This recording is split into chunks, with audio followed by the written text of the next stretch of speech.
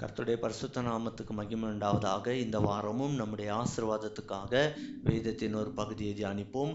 லூக்கா 15 வசனம் 19. இனிமேல் உம்முடைய குமாரன் என்று சொல்லப்படுவதற்கு நான் பாத்திரன் அல்ல, உம்முடைய கூலிக்காரரில் ஒருவனாக என்னை வைத்துக் கொள்ளும் என்பேன் என்று சொல்லி. இந்த இடத்துல ஒரு அருமையான சம்பவம் இருக்கிறது. ஒரு தகப்பன் இருக்கிறார். அந்த தகப்பனுக்கு 2 பிள்ளைகள் இருக்கிறார்கள்.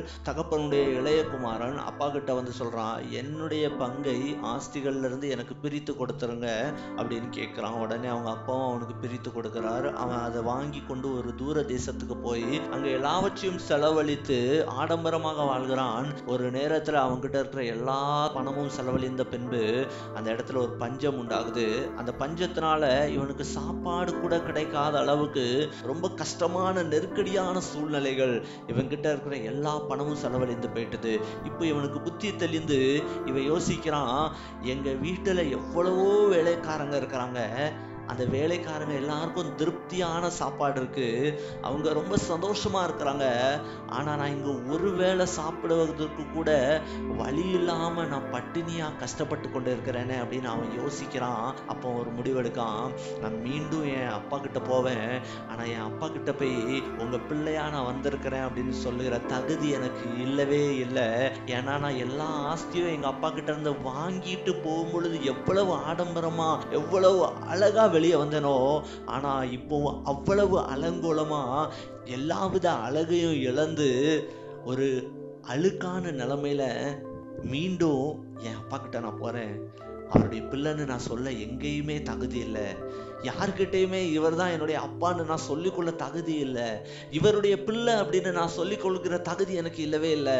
அதனால அந்த அப்பா கிட்ட போய் கூட, தகப்பனே உங்களுடைய குமாரன் என்று சொல்வதற்கு எனக்கு எந்த தகுதியும் இல்லை, இனிமே எல்லா தகுதியும் நான் இழந்துட்டேன், உங்க வீட்டுல இருக்கிற ஒரு வேலைக்காரல்ல ஒருவனாக என்னை வச்சுக்கொள்ளுங்கன்னு நான் கேட்கணும்னு இருக்கிறேன் அப்படின்னு அவன் போறான். அவன் தகப்பனை பார்க்கறான், தகப்பன்கிட்ட சொல்றான். ஆனா அந்த தகப்பன் அவன் தாழ்த்தினதை பார்த்து அவன் சொன்ன வார்த்தையை கேட்டு அந்த குமாரனுக்கு அவனுடைய ஸ்தானத்தை மீண்டுமாக கொடுக்கிறார்.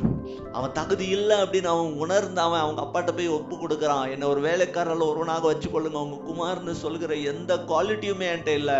ஆனா அந்த அப்பா வந்து அவன் மனம் திரும்புதலை பார்த்து, அவன் தன்னை தாழ்த்தினதை பார்த்து, அவன் ஒப்பு கொடுத்ததை பார்த்து, எப்பா நீ தகுதி இல்லைன்னு உனக்கு சொல்லிட்ட, ஆனா உன்னுடைய தகுதியை மீண்டும் கொடுக்கிற அதிகாரமும் என்கிட்ட இருக்குது, அந்த அதிகாரம் என்கிட்ட இருக்குது, உன்னுடைய தகுதியை குமாரன் என்கிற தகுதியை மீண்டும் கொடுக்கிற அதிகாரம் என்கிட்ட இருக்குது அப்படின்னு அந்த அப்பா வந்து அந்த பிள்ளைக்கு மறுபடியும் அதே அதிகாரத்தை கொடுக்கிறார். கொஞ்சம் யோசிப்போம், அந்த தேவ சமூகத்துல நம்ம போகும்பொழுது எப்படி இருக்கிறோம்?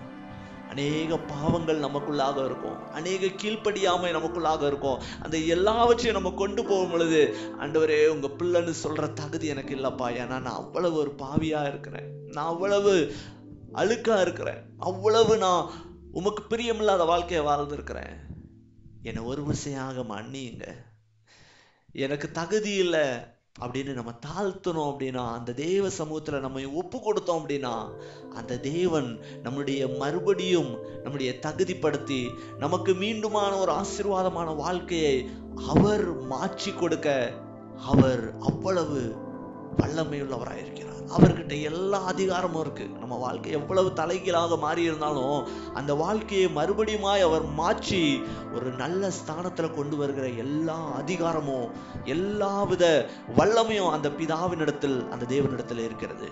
நாம் செய்ய வேண்டியது நம்மை நாமே உணர்ந்து ஆராய்ந்து அதே தேவ சமூகத்தில் ஒப்பு கொடுக்கணும். நிச்சயம் அந்த தேவன் நம்மை ஆசீர்வதிப்பார்.